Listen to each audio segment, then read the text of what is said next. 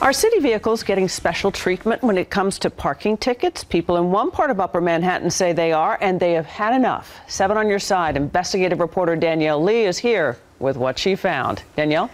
Deanna, we all know how prized a good parking spot can be in this city, so it is no wonder people are frustrated about what they call some unfair VIP treatment.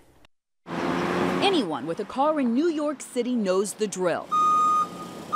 Finding a parking spot, a bit like a never-ending game of Ring Around the Rosie. I'll drive around for at least an hour. So you can understand why this felt like a slap in the face. Well, I live on the block, and if I can't do it, he shouldn't do it either. A New York City Department of Buildings employee parking his city-issued take-home car beside a fire hydrant. Again, and again, and again.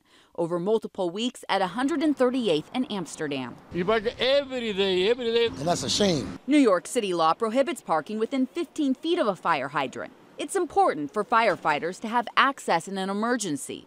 And when the public violates the law, they pay. Frustrating, very frustrating. In the most recent fiscal year, city data indicates parking enforcement officers wrote a fire hydrant violation nearly 548,000 times. Which would make the city nearly $63 million.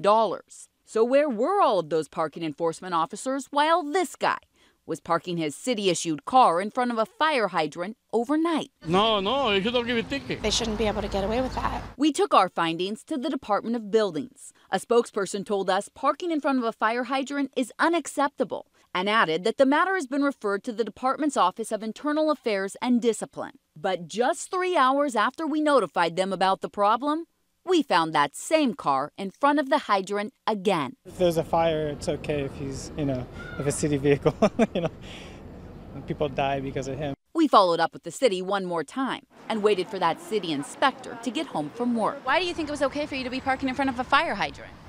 You know that that's against the law, right? You don't think that the laws apply to you? He wasn't in the talking mood. But around the same time, a city spokesperson told us they were taking away a city vehicle while they investigate. Thank you for doing what you're doing. And for the first night in a while, neighbors say their hydrant had some room to breathe. The city spokesperson told us that take-home cars are meant to increase efficiency. They are not meant to be a license to break city laws. In response to our investigation, the police department also told parking enforcement officers that city vehicles should not be given preferential treatment. If you have a story you want investigated, you can call our investigators tip line at 1-877-TIP-NEWS.